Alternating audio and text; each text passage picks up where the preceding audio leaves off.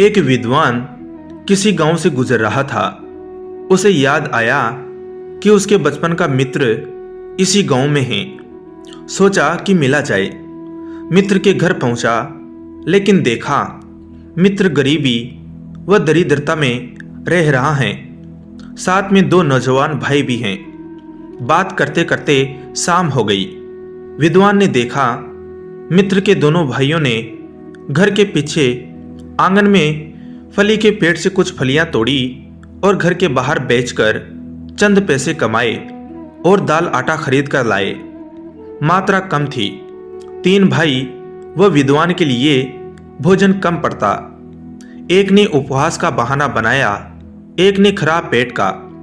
केवल मित्र विद्वान के साथ भोजन ग्रहण करने बैठा। रात हुई।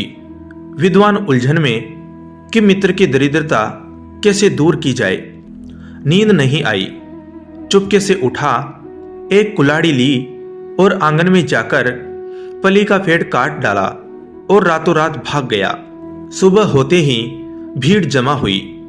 विद्वान की निंदा हर एक ने की कि 3 भाइयों की रोजी रोटी का एकमात्र सहारा विद्वान ने एक झटके में खत्म कर डाला। कैसा निर्दयी मित्र था। तीनों भाइयों की आंखों में आंसू थे। 2-3 बरस बीत गए। विद्वान को फिर उसी गांव की तरफ से गुजरना था। डरते डरते उसने गांव में कदम रखा। पिटने के लिए भी तैयार था। वह धीरे से मित्र के घर के सामने पहुंचा, लेकिन वहां पर मित्र की झोपड़ी की जगह कोठी नजर आई। इतने में तीनों भाई भी बाहर आ गए।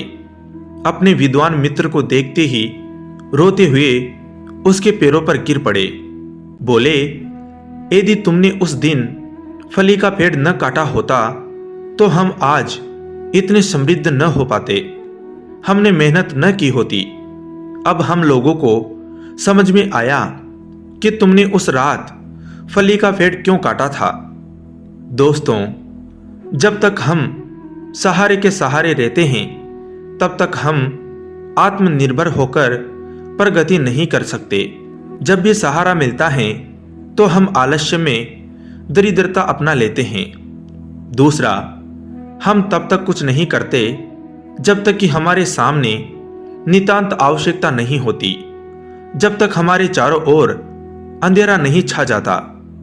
जीवन के हर क्षेत्र में इस तरह के फली के पेड़ लगे होते हैं। आवश्यकता है इन पेड़ों को एक झटके में काट देने की।